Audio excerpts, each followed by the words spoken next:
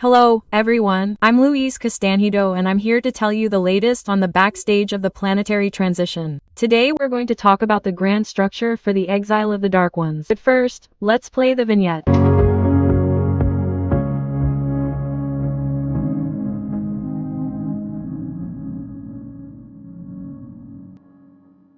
So, everyone, today we're going to learn a little more about the megastructure set up to carry out the exile of the Dark Ones, okay? The truth is that many dark beings have already been taken away in convoys. We know that this has been said by spirituality for a while now.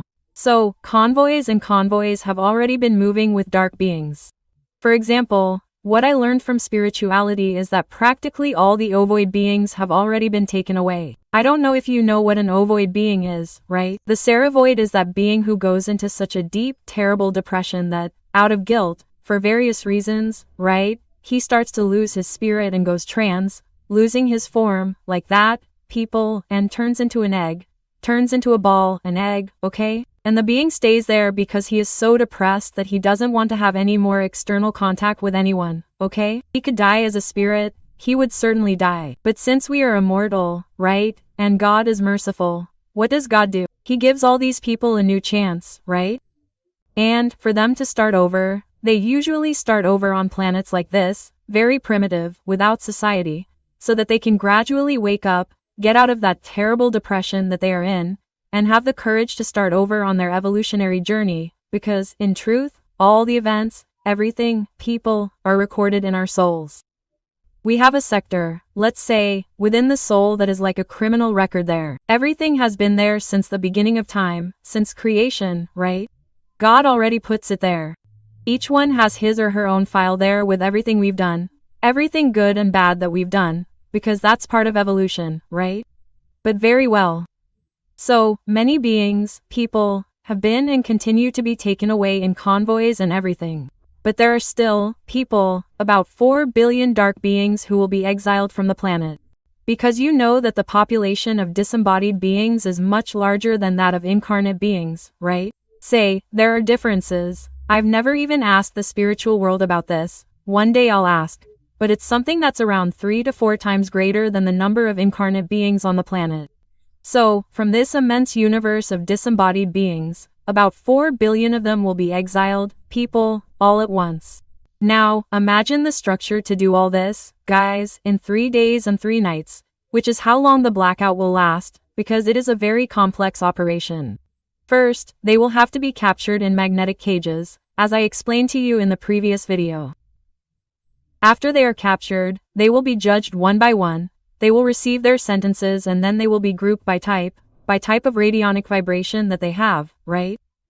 Like, I imagine that, then the greedy ones will all go together. The guys who are pedophiles, the guys who are, well, corrupt, I don't know, right?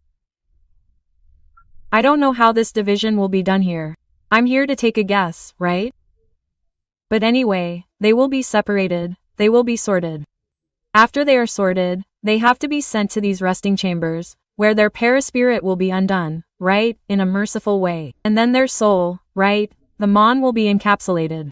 And then these little capsules, right, which will be a capsule for each monad, right, for each little soul. These capsules will be taken and placed in the ships, some gigantic ships, people, that are for these occasions, right? That hold more than 1 billion souls, right? I had a mediumistic vision of these ships from the inside, you know? It's like tracks. I saw a gigantic hangar, a hangar like this. Think of a huge hangar, full of tracks, with some black tracks, like, dark, you know?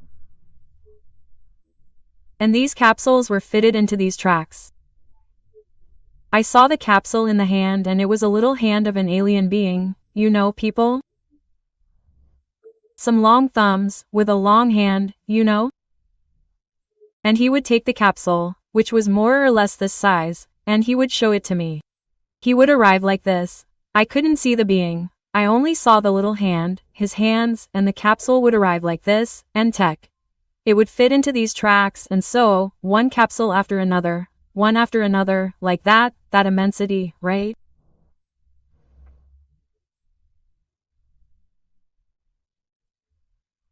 And from what we know, from what spirituality told me, they were summoned, 3 gigantic ships to transport the monad, which are used on these occasions, right, of great collective exiles, right, that are not via the planet Chupao.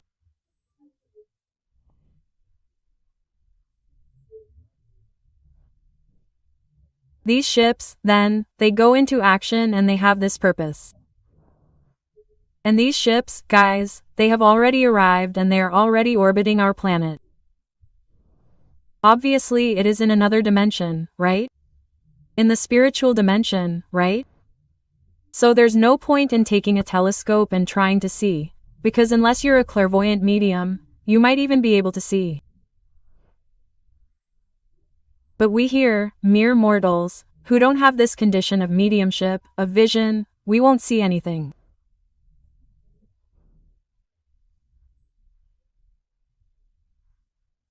Now, what spirituality told me is that, people, it says that planet Earth is full of ships, of all kinds.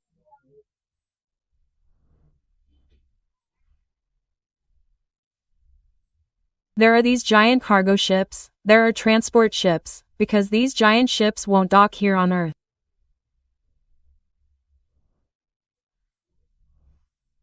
We'll need some smaller ships that will do this. They'll make the connection from Earth to these ships, okay? So it's going to be like this, the capsules will be ready with the monads. These capsules will be picked up by smaller, loaded ships and they will move to these gigantic ships where the capsules will be relocated, right?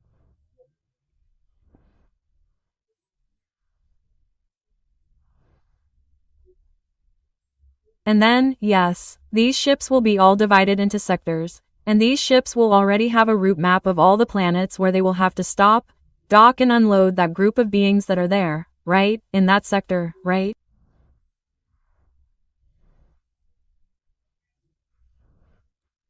So, guys, the operation is very, very complex. And then, you have these cargo ships, you have the transport ships that I mentioned, you have the observation ships, because there are many civilizations that are coming to observe the whole process, because it is all a learning experience. This is another thing that spirituality told me, that everything, everyone is filmed, everything is recorded, right? Everything is recorded for later analysis and so that improvement processes can be carried out, right? So, yeah, this is very interesting, because they are very organized. So, they are always, with each process that happens, they are improving, they are correcting, they are improving. Sometimes there is no problem at all, but there is an opportunity for improvement, to make it faster, better, and they implement it, you know? It is very interesting to see.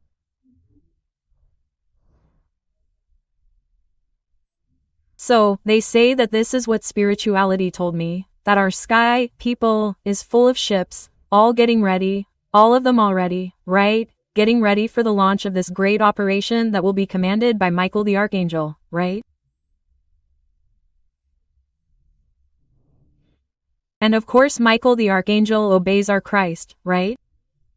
So, when Christ says, Michael, let's go. Let's start everything, okay, guys, right? And all this, guys, all these ships and this whole operation that will need energy, right? I told you in the last video that when the pagan begins, the marks of the dark ones, those marks on their foreheads, right? They will light up and the cages will materialize in the threshold for them, right? And you will need energy for all this, because all the procedures, guys, will be electromagnetic. I don't really know, right? But they always talk about magnetism, electromagnetism for me, right? And this magnetism, these cages, in fact, will attract the dark beings, okay? They will attract them. And this mark that is there, it is fundamental for this, because it will allow this attraction to be stronger, faster. So, they will be, so to speak, sucked into these cages. And for this, it will take, guys, a lot of energy. Do you agree with me? And where will this energy come from? Well, this energy will come from the sun, right?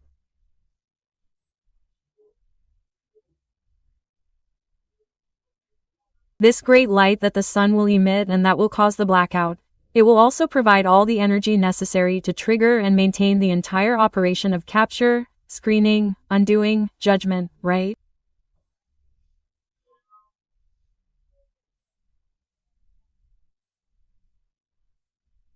Undoing the paraspirits, encapsulating and transporting these monas to the ships, and the ships will leave. So it will be very interesting.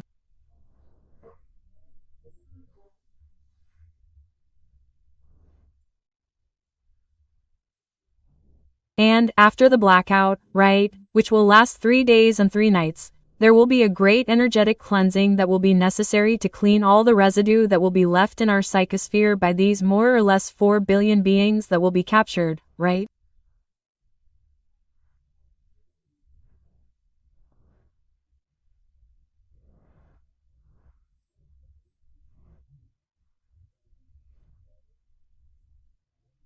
And, in this regard, the benign network that I told you about, I made a video about it, which is video number 15, guys. It will play a very important role in the transmutation of these bad, low vibration energies into good planetary energies, right?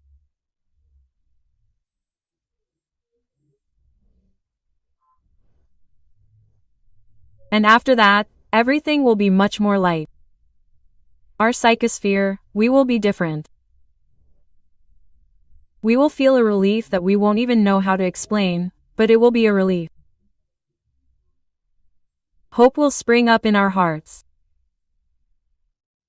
We will feel a joy that we don't know where it will come from, okay? So, let's say that we will feel all of this, right?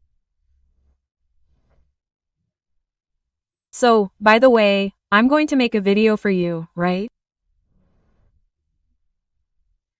I don't know, maybe it will be the next one I'm going to make, telling you what will happen after the blackout, okay, guys? But it will be the next one so that this one doesn't get too long and too tiring.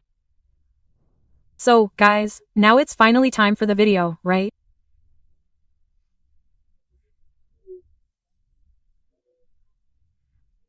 If you like the content, please like it, help me out, click on the bell, share it, leave a comment, because all of this helps the YouTube algorithm understand who my audience is and deliver the channel's content to more people.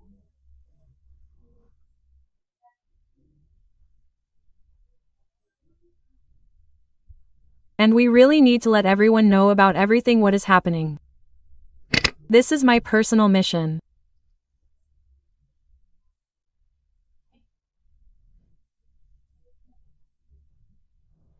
This is what spirituality, the Stellar Brothers, asked me to share all this knowledge, all this wonderful information that I have received with as many people as possible, so that everyone can have a lot of hope and not be carried away by all this horrible news, by all this vulgarity that we have seen out there.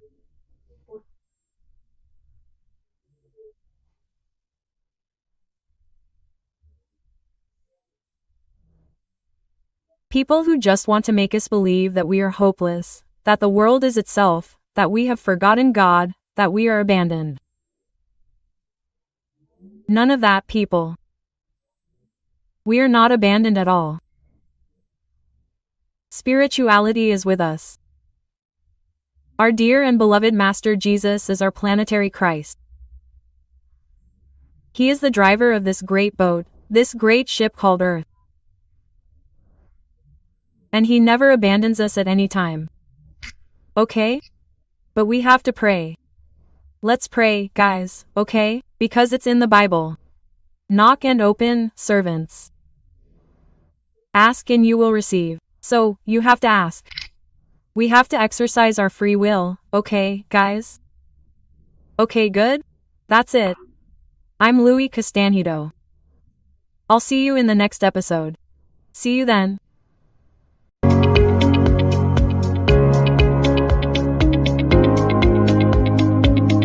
Olá pessoal, eu sou a Louise Castanhedo e eu estou aqui para contar para vocês as novidades sobre os bastidores da transição planetária. E hoje nós vamos falar da rede benigna. Sim, aquela rede que ressurgiu quando a rede deletéria foi desmontada. Mas antes, vamos rodar a vinheta.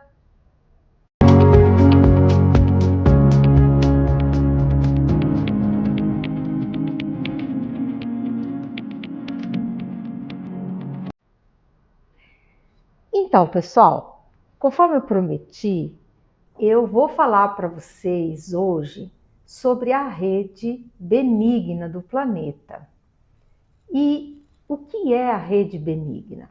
A rede benigna é a rede energética original do planeta e que foi absurdamente distorcida por essas estações da discórdia que foram construídas pelos seres trevosos.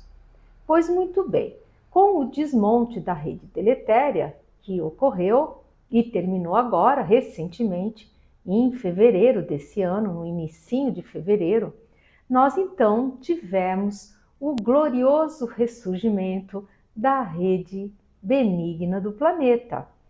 E quando essas últimas 3 estações da discórdia foram desmontadas e a energia se uniu às demais já desmontadas, fechou-se então o circuito energético em torno do planeta. Maravilhoso, de energia boa, de energia pura e principalmente de eliminando toda e qualquer energia ruim. Muito bem, essa rede benigna, qual que é a função dela? A função dela é nos proteger o planeta, tanto a vida física quanto a parte energética e espiritual. E ela tem, assim, digamos, por objetivo maior, transmutar, transformar energia ruim em energias de boa vibração. Ela faz isso, gente, através do solo do planeta. Então, o nosso solo ele vai captando essas energias que elas vão se depositando, principalmente as energias de baixa vibração, que elas são mais densas, então elas tendem a descer e a encostar no nosso solo. Então elas são absorvidas pelo solo, são transmutadas e aí essa energia boa transmutada, ela ressurge através dos poros planetários. Eu já expliquei para vocês, falei até das linhas de lei e justamente esses poros, eles ficam instalados no percorrido dessas linhas, que elas seriam assim meio como que meridianos no planeta, assim, mais para vocês terem uma ideia, uma noção de como que elas são. Enfim, e essa rede benigna, ela está se fortalecendo, gente, cada vez mais, porque ela já está funcionando de forma integral desde fevereiro desse ano. Então, quanto mais tempo ela roda, mais forte ela se torna, né? E ainda por cima, para a nossa grande sorte, ela foi turbinada com uma inteligência artificial programada, gente, por ninguém menos que o nosso Cristo planetário, Jesus de Nazaré. Gente, porque olha, quem ainda está pensando em Jesus assim, vestidinho, com aquelas roupinhas de pastor, segurando uma ovelhinha no colo, falando de grãos de mostarda, tá muito enganado, gente. Jesus é muito mais do que isso, ele é muito mais avançado. Segundo, gente, o que os nossos irmãos estelares me contam nos contatos telepáticos que eu mantenho com eles, nós não fazemos a menor noção de quem é nosso Senhor Jesus Cristo.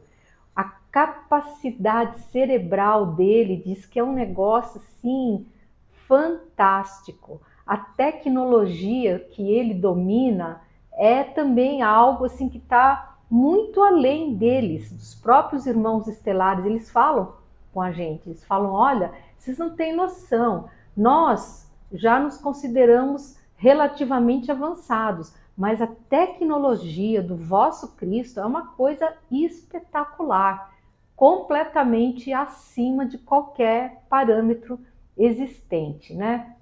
Então vocês imaginem uma inteligência artificial programada por nosso Senhor Jesus Cristo e que foi colocada na rede benigna, sabe por quê?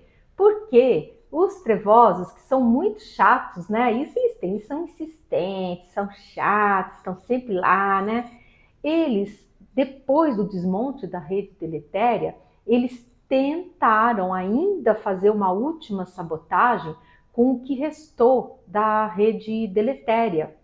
E eles tentaram alterar a programaçãozinha lá de inteligência artificial que eles tinham colocado para que esse resto de energia da rede deletéria ela continuasse percorrendo as nossas linhas físicas de telecomunicações, os cabos submarinos, né? E também a nossa rede de energia elétrica.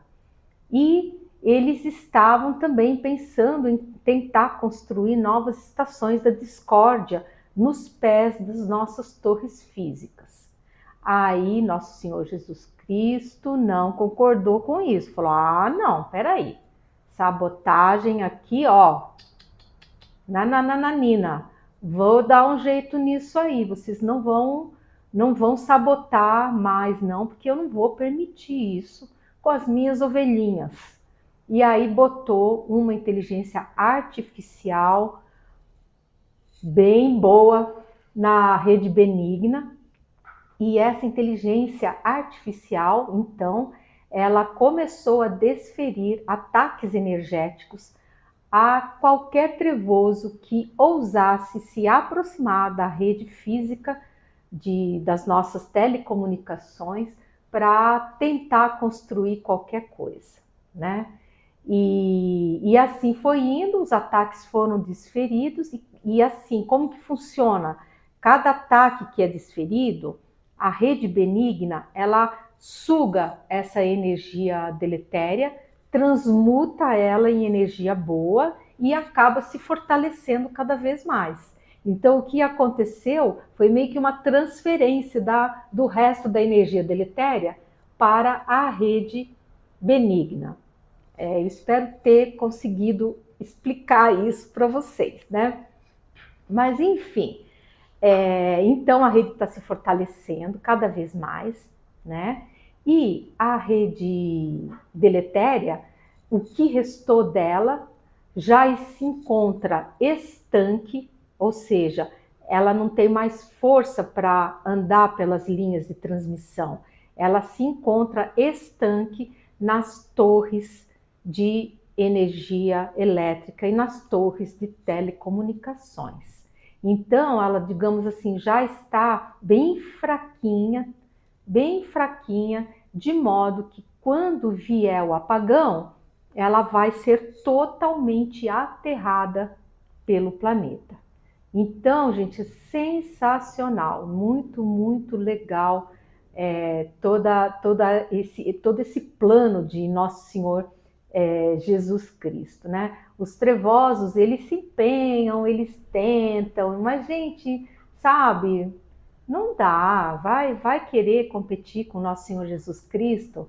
Não dá, eles não chegam nem no chinelo, sabe? Não dá mesmo. Mas, enfim, então, gente, o que eu, assim, quero também contar para vocês é que essa rede ela vai ter um papel fundamental na absorção da enorme quantidade de energia ruim que será emanada pelos trevosos quando eles forem capturados durante a operação de Miguel Arcanjo. Já contei para vocês que isso vai acontecer durante o apagão. Então, o apagão, ele, na verdade, ele tem mais de uma função, né? Mas, assim, uma das funções dele, muito importantes, é o aterramento do resto da energia deletéria e também o desvio da energia planetária e do Sol para alimentar todas as naves, para alimentar todos os equipamentos que serão utilizados na captura dos seres trevosos, né, no seu isolamento, nos julgamentos, na triagem, né, porque vai ser uma quantidade muito grande de seres que vai ser capturada, são mais de 4 bilhões de seres, num período curtíssimo de prazo. Então, a rede benigna vai ter um papel fundamental na limpeza do planeta, na limpeza energética, porque quando esses seres forem capturados, eles vão emanar uma energia muito ruim, de desespero, de raiva, vão se sentir injustiçados, enfim. São seres que não têm luz, então é evidentemente que a energia que eles emanam não vai ser uma energia boa. E 4 bilhões de seres emanando isso ao mesmo tempo, vai dar uma sobrecarregada na psicosfera, né? E se você juntar a isso o medo que uma grande parte dos encarnados vai sentir durante o apagão, que também vai ser uma energia que não vai ser muito boa, porque a energia de medo não é uma energia legal, vai somar com essa energia dos trevosos e a psicosfera vai ficar bem sobrecarregada.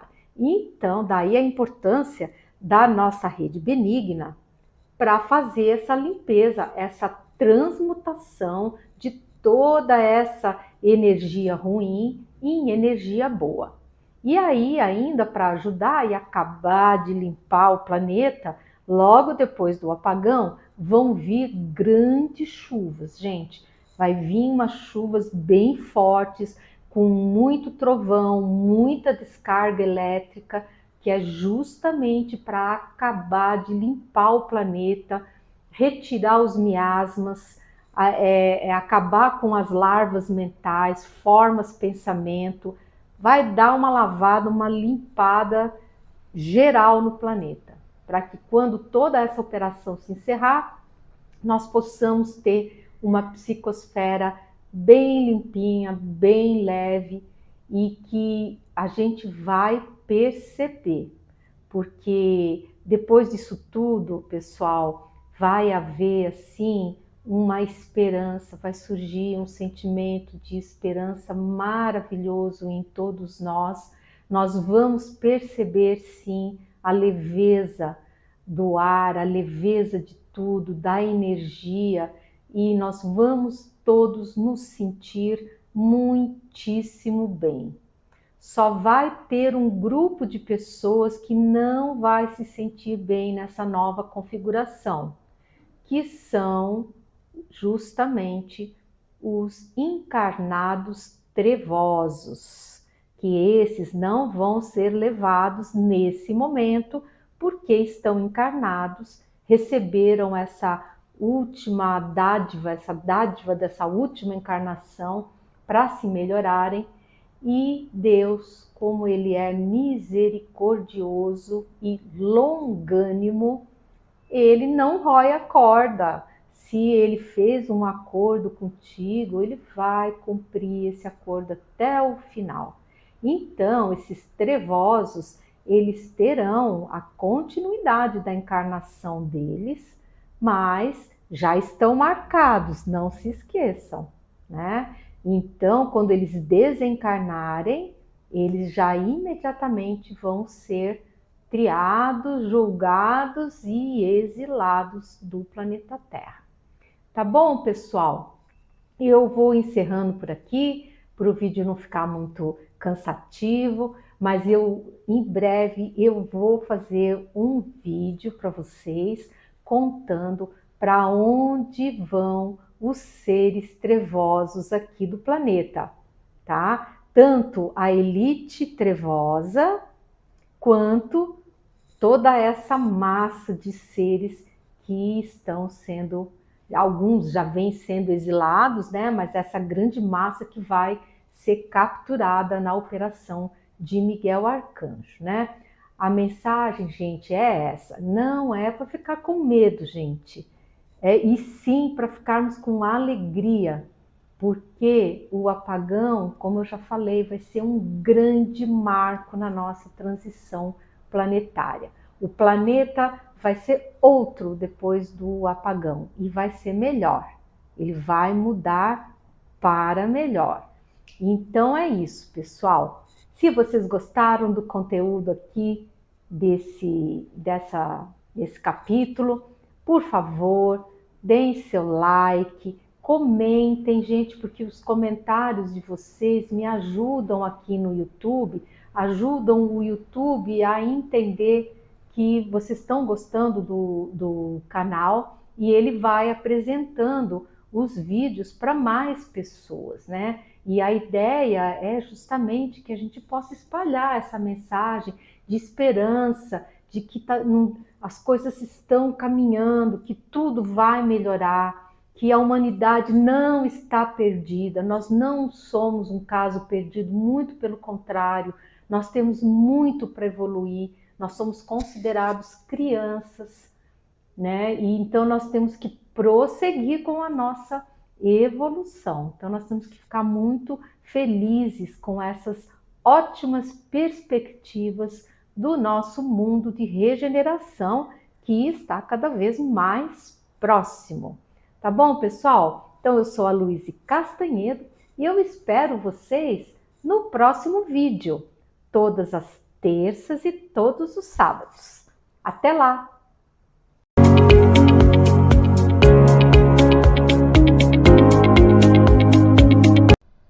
Hello, everyone. I'm Louise Castanhedo and I'm here to tell you the latest on the behind the scenes of the planetary transition.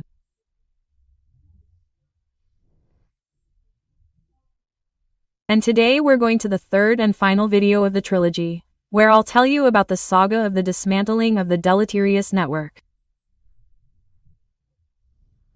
But first, let's play the intro.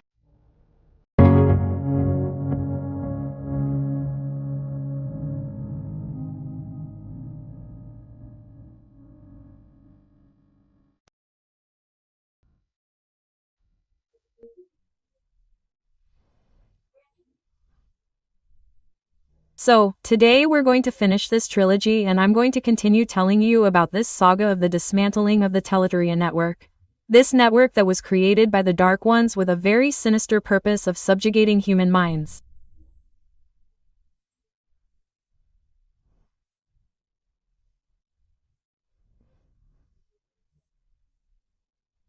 So, as I said in the previous video and I ask you the following, guys, if you're just arriving here on my channel, watch the two previous videos, okay?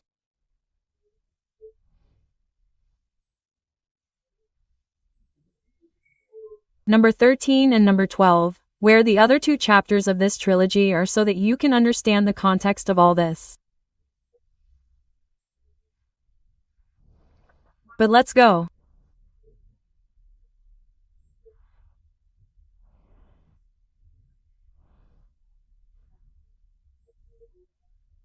So, as I told you in previous videos, the Dark Ones, in an attempt to sabotage, programmed the last stations of discord so that they would pull in a much larger amount of planetary energy, transmuting this energy into very bad energy.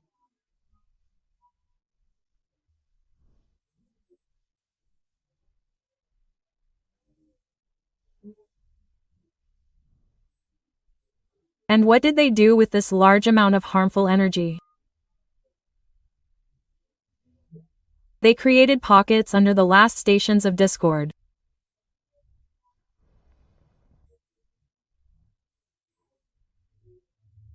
Very well, imagine these energy pockets as if they were a pool of water, as if they were a large amount of underground water, more or less like this, just so you can have a slightly more precise idea, right? And what was the objective of this sabotage?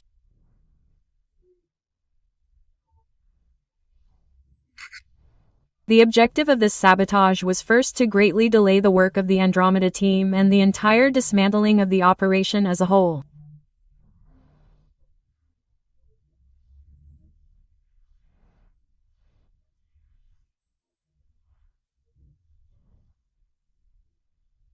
And if the Andromeda engineers were careless and did not observe this large pocket, there would be, folks, a very severe physical consequence for the locations of the stations.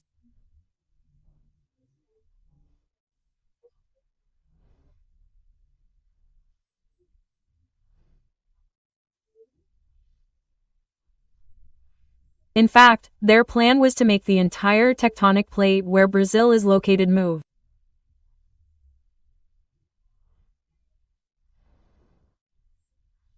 So, you can imagine this on a physical level, the tragedy that would not happen.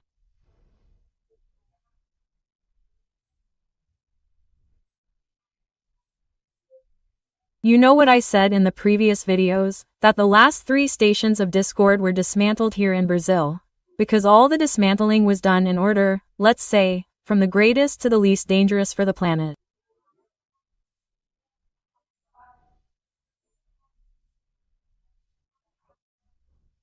And thank God, I think Brazil is a calmer place in terms of war and everything. And we ended up staying for the end. Very good.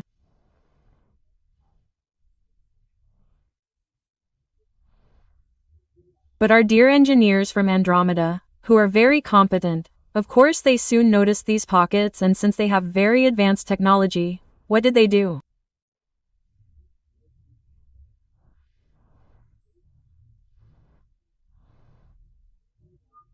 They brought more equipment and they created a process.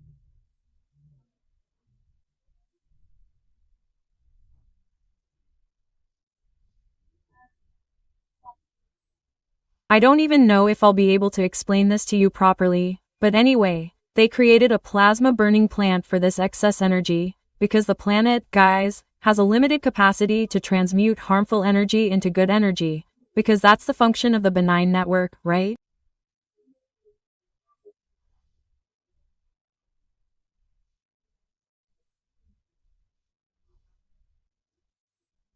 It absorbs this through the soil, transmutes negative energies into good energies, pure energies that resurface through the planetary pores, right? Well, but all of this has a capacity, right? If you exceed this capacity, it can materialize in the form of tremors in the tectonic plate. So, that was the great goal of the Dark Ones. They wanted to detonate everything and mess everything up, right? But they didn't succeed, right?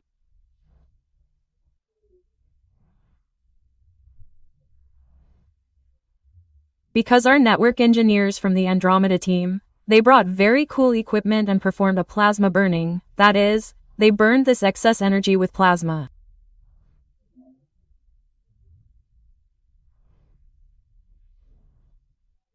And look, guys, I had the honor of having a mediumistic vision of this, okay? And so, I was taken. I knew that I was with someone by my side. I was taken nearby.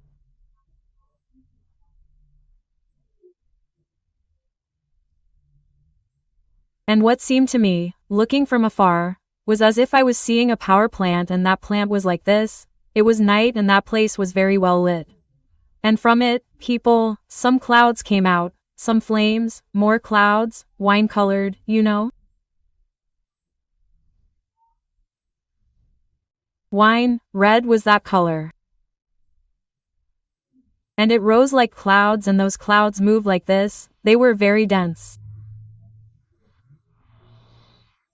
And I knew that it was a dangerous place, that I couldn't get close to it, right? I could only see it from afar, but I couldn't be there, because it really was very dangerous to be there.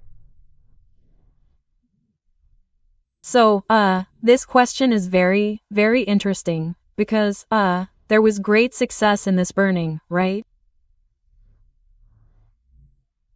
And in the end, everything worked out. This whole process, just so you have an idea, the dark ones work a lot like this with disgusting things. For what? To cause fear, to cause disgust, to cause repulsion, so that you don't get close, right? So they use and abuse disgusting substances. Yes, think of stuff like that that's really disgusting and extremely smelly.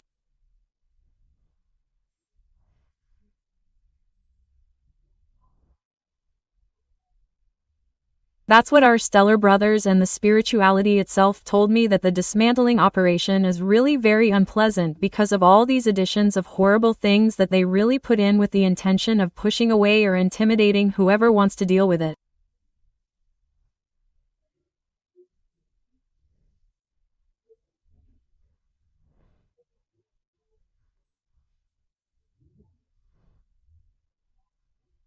So much so that the people from Andromeda, in telepathic contact, they told me that everything was so dense and so toxic that their team, which was a supervisory team, was forced to work with some kind of outfit, like diving suits, so that they could move around and stay in that environment without being intoxicated.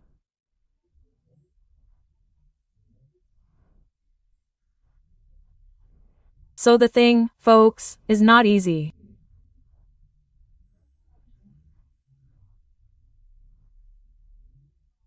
And we have to thank this brave team of Andromeda engineers, who oversaw this entire process, guys, facing all these difficulties and all these very unpleasant work situations, right?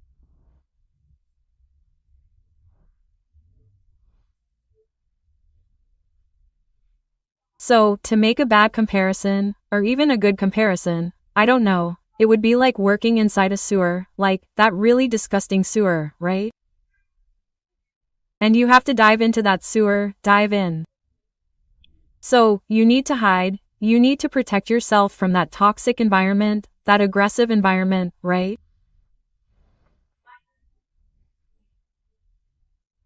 Anyway, what I want to tell you is that in the end this dismantling was delayed a little, but it finally happened.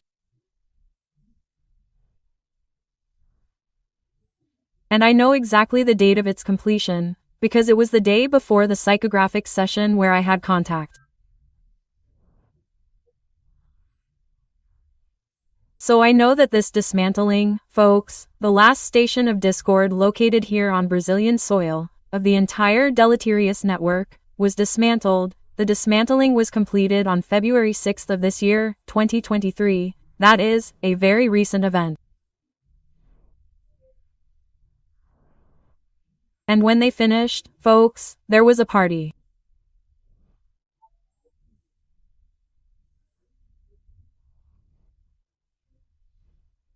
Everyone was celebrating very happily, because folks, this deleterious network being dismantled is a great victory for our planetary transition, because it provided the opportunity for the resurgence of our benign network on the planet, which is the original energetic network of good energy.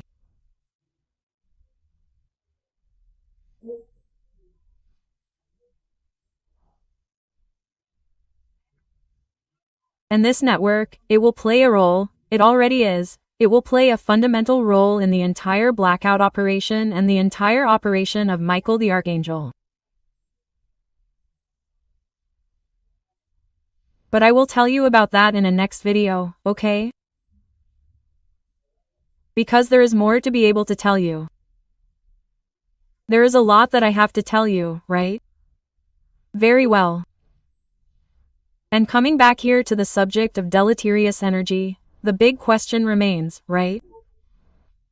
I imagine that this question must be on your minds, right, Louis? And the energy is deleterious, so it's over, we're free of it. No, we're not yet 100% free of this deleterious energy. Why?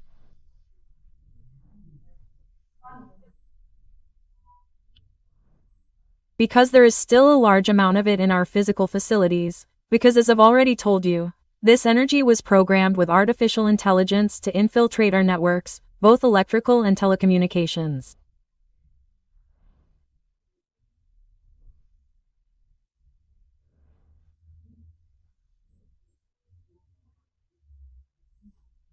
So, what was dismantled was its power supply network, but it still exists in a reasonable amount in our physical facilities, in all of our equipment, in our electrical network.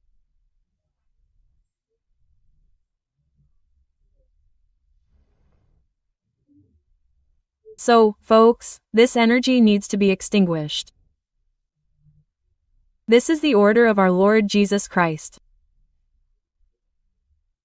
Because this energy, it goes against one of God's laws, because it addicts creatures. And then what happens? Your free will is limited. Your free will is hindered. And that, folks, is not allowed. God does not allow this kind of thing. That's why the total extinction of this harmful energy was ordered, okay? And that's why, folks, the blackout is so necessary. The blackout, folks, is here to ground the rest of this harmful energy that is still out there. Okay, folks?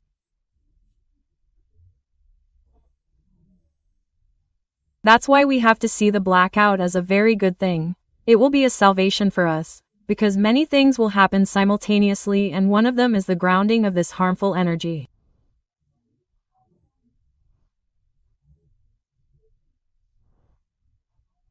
And until the blackout happens, the benign network will grow stronger and stronger. It has resurfaced and is strengthening itself in such a way that it will be able to absorb this remaining harmful energy that will be grounded by the blackout. So that's it, folks. Look, there's no need to be afraid, please. And we have to see this as a very good thing, as a liberation from a terrible energy. Terrible. To give you an idea, do you know what comparison spirituality used about this energy?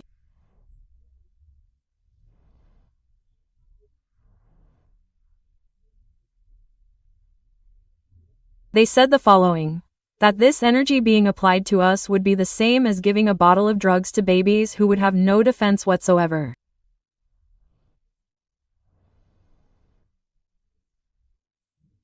So, that's more or less it.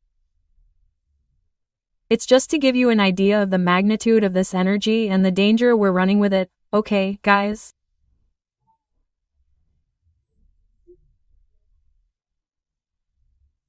So that's it. If you like the content of this video, leave a like, subscribe to the channel, and click on the bell so you can receive all the notifications, because my channel is brand new, so YouTube needs a little time for its algorithm to recognize it and start delivering my videos.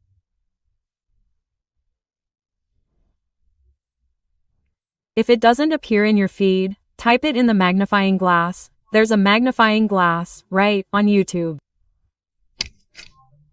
Type my name there, Louise Castanhedo, and my channel will appear with all the little videos I've already published, okay, guys? So, until then. Key. Hello, everyone. I'm Louise Castanhedo, and I'm here to tell you the latest on the behind the scenes of the planetary transition.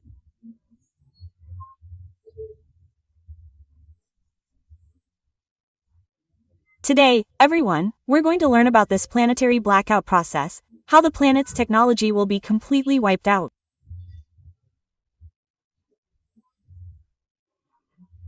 But first, let's play the video.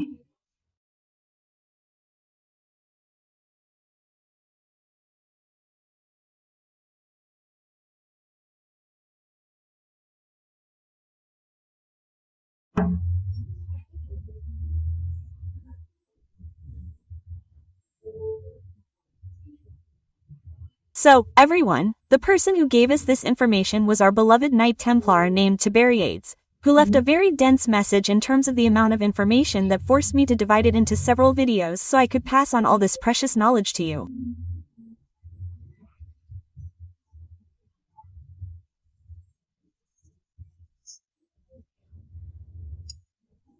So, this question has been intriguing me for some time, because that's what they always say, right? Look, everyone, there's going to be a blackout, it's going to be planetary, all our technology will be shut down. And I kept asking myself, how is this going to happen? Because we know the Earth rotates, right? The sun is here, the Earth is here. So, if the sun explodes here, it will hit the illuminated side of the Earth. But what about the dark side? How will it be hit, right? And then he said, look, this question, my dear, is very good and we will answer it.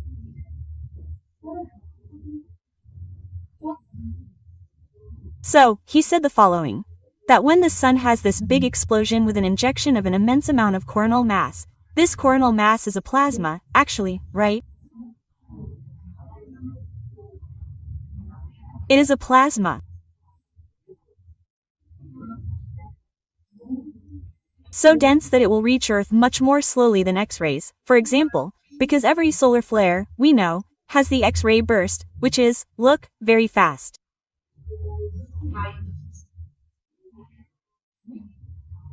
It arrives at the speed of light here on the planet, more or less in 8 minutes, 8.5 minutes. It is already reaching Earth and it causes blackouts, right, in the radios. And, by the way, we've already had several radio blackout problems, but the coronal mass, because it's a coronal mass, a plasma, right, it comes more slowly. It will take about 1.5 days to 2 days to arrive. Then it depends on the strength of the solar flare with which it is ejected from the sun, right? So, what he explained is this. This coronal mass, this plasma, it's like, roughly speaking, a honeycomb, okay?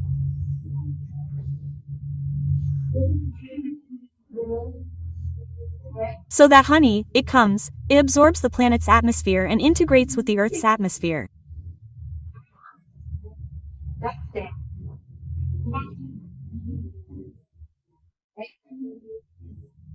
And as it integrates, it has a magnetic effect capable of grounding all our existing technologies, okay?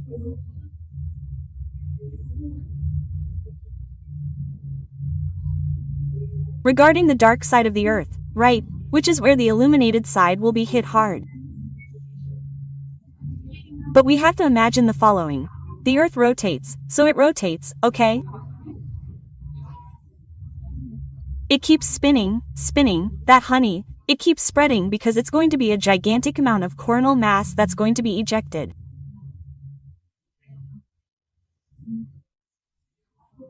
But the sun is scheduled to have more than one big explosion.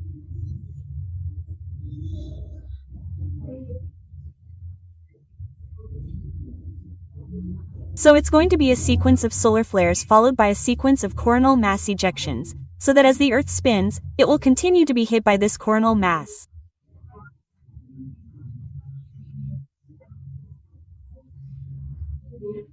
And then, combined with this content, let's say, he compared it to honey, right?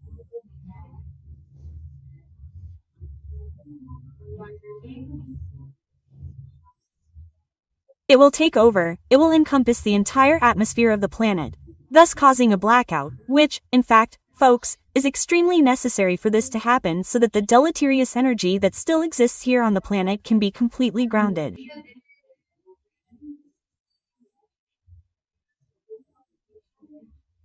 You already know this. I even made 3 videos, folks. There's a trilogy there talking about the dismantling of the deleterious network.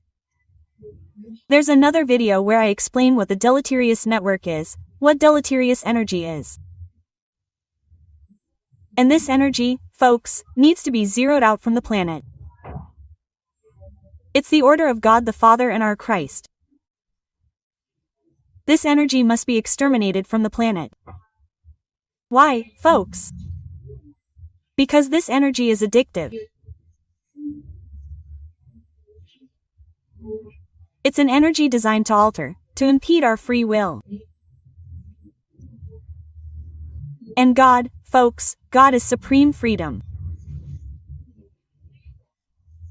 If He is God, He doesn't restrict our free will.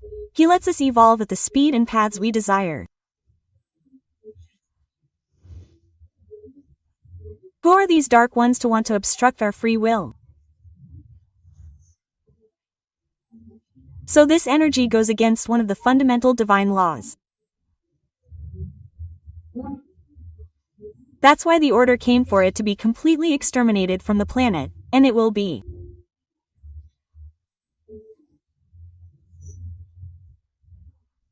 Have no doubt about this, because after the blackout and it's grounded in the planet's soil, which is already being prepared to transmute it into good energy, into pure energy, right?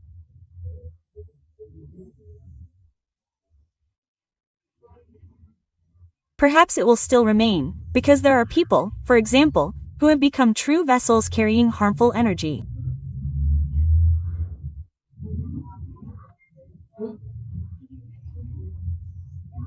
So, there will still be some left here and there, to be collected, and for that, right, from what the entity explained to us, they have, guys, highly sophisticated equipment that scans the entire planet in a matrix fashion.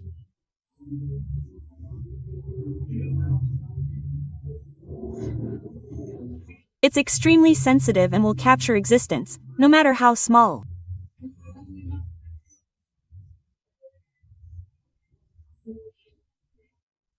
They will detect this remaining harmful energy, and then teams will be sent to the site with, let's say, suction equipment, if you can call it that, that will suck up this energy, right?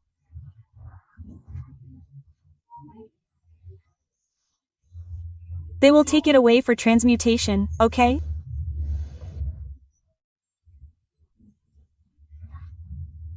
Well, that's why we'll be without telecommunications for longer, folks, because, unfortunately, our telecommunication system is extremely contaminated by this energy.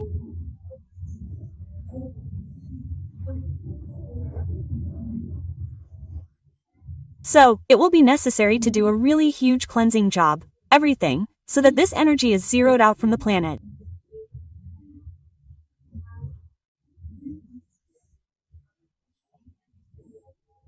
He even explained to me that even after the operation is finished, they will still leave this equipment focused on the planet, operating for several of our Earth years.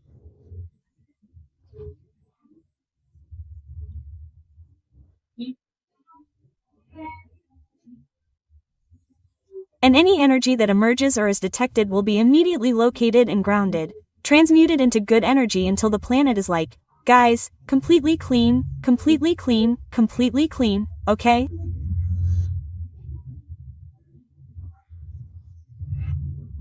So this is something very interesting.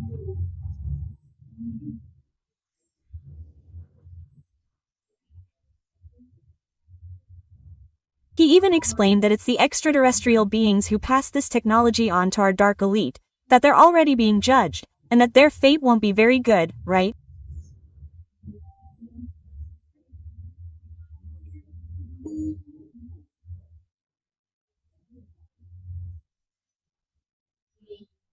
As well as the beings they're releasing into our nature, they release these animals that they genetically modify and that cause so many problems for us, which are chupacabras, right?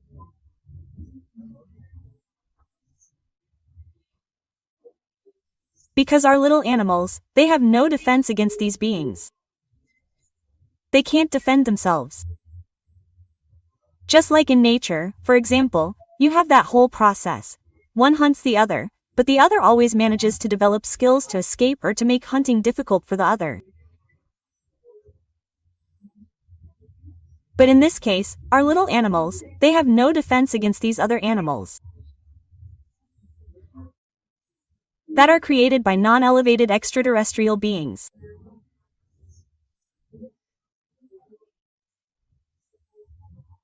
So, when these beings leave, and they will because they have already been notified by the Galactic Federation to leave planet Earth, it is very likely that they will leave and leave these animals here on Earth.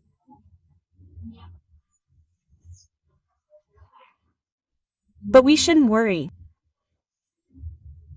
We shouldn't worry because these animals will be hunted one by one, one by one, one by one. And do you know what they will do? They will return these animals, they will release them into the wild on the planets of these beings who created them.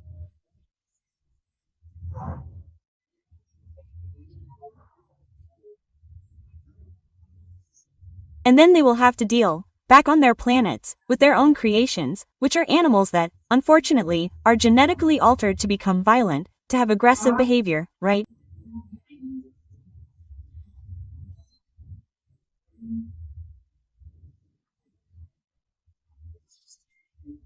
And these beings have the technology to do the opposite, to make the animals tame, to make the animals nice, right?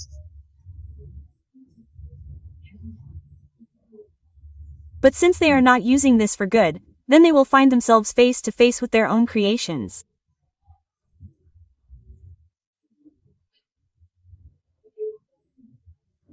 And then he talked about what will happen to these civilizations that are technologically advanced but lack moral high ground.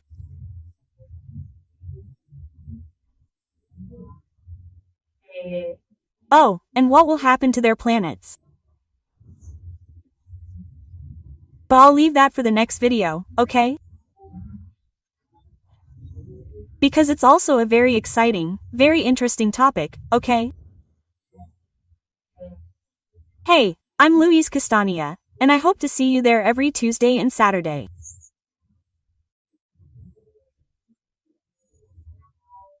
Please, everyone, subscribe to the channel, share, and turn on the notification bell. This is very important, because otherwise, YouTube will stop delivering videos to you, right? So, it's important. If you want to continue following these wonderful messages we've been receiving, click the bell to turn on all notifications.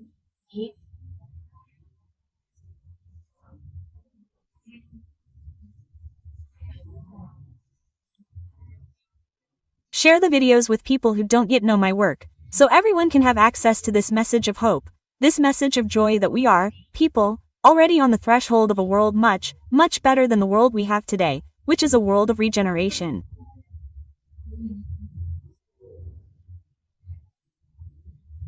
Okay, everyone, that's it, see you then. M.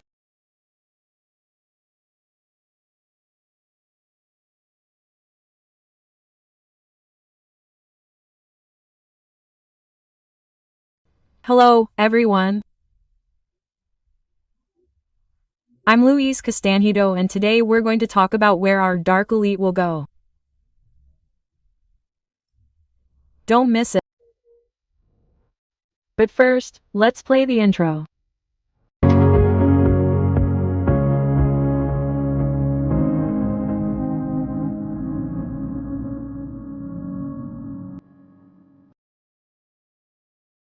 So, everyone, as I promised you, today I'm going to tell you where the dark elite will be exiled. I'd like to remind you about that subject of the agreement. Do you remember that I already told you about it in video number 9?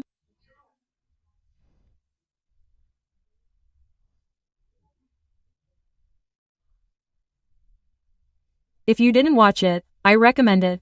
Go and watch that video so you can better understand everything I'm going to tell you now. Because I don't know if you noticed, but I've been, putting the subjects in a sequence, providing a series of information that will allow you to better understand what's happening, okay?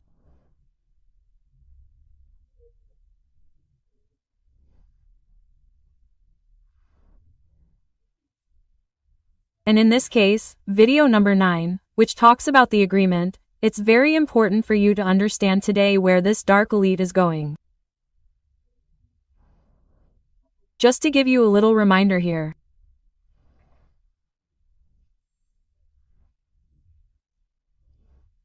So, in the last days of 2021, the Galactic Federation reached an agreement with our Dark Elite, also known as the Dark Cabal.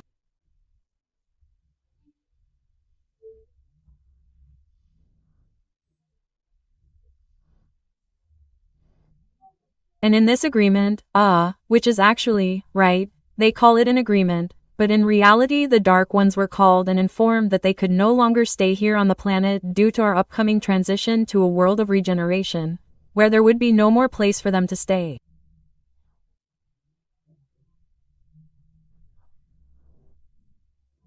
And then, very reluctantly, they signed the agreement because they know they have no alternative, right? The light gave them an ultimatum that they would have to leave the planet. But even so, from the height of their great arrogance, they still made demands. Oh, we want to go via portal. Because going via portal, folks, a dimensional portal is much more comfortable for them when it comes to the issue of undoing the paraspirit.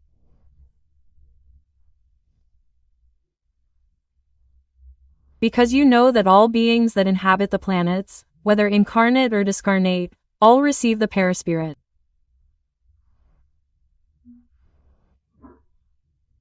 The exception, of course, is for spirits who are on a much higher evolutionary scale, who no longer need it. They do not need this type of vehicle, right?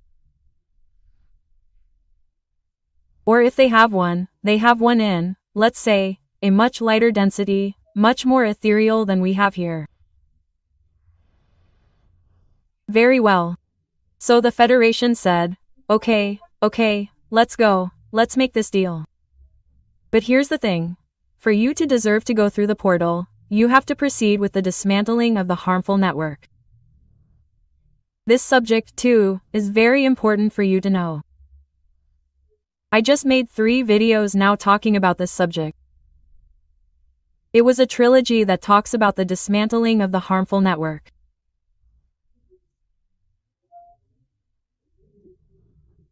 For those who are just arriving on the channel, I recommend that you watch these videos so that you can have a broader understanding regarding all these events behind the scenes of our planetary transition.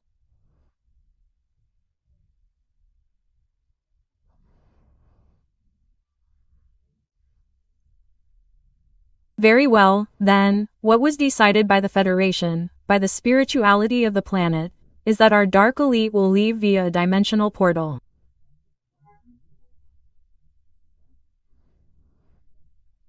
But where will this dark elite go?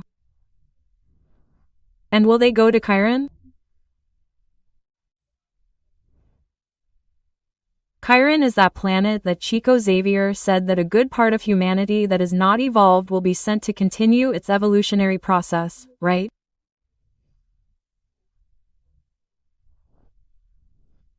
But getting back to the question, I will give you the answer. They will not go to Chiron. Why don't they go to Chiron? Because they don't deserve it.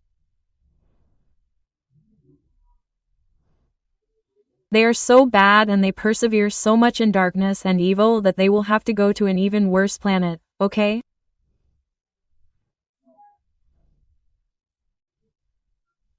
They will go to a planet that the spirituality calls the infernal orb. In other words, it is a planet, folks, that is still in the formation stage, okay? In other words, it is still a ball of fire. Just as Earth was once a ball of fire, this planet is exactly at that stage. And that's where they're going, like this, with the whole planet on fire, right? Which, by the way, reminds me a lot of scenes from hell, right, between us, really, right, but anyway. Well, this planet, people, the one that's in a fiery state, right, let's say, it's a ball of fire, it's another project of our Lord Jesus Christ.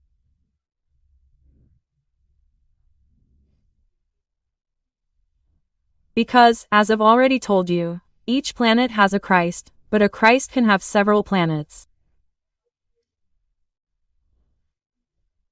And that's the case of our beloved Master, our Lord Jesus Christ, who has several projects.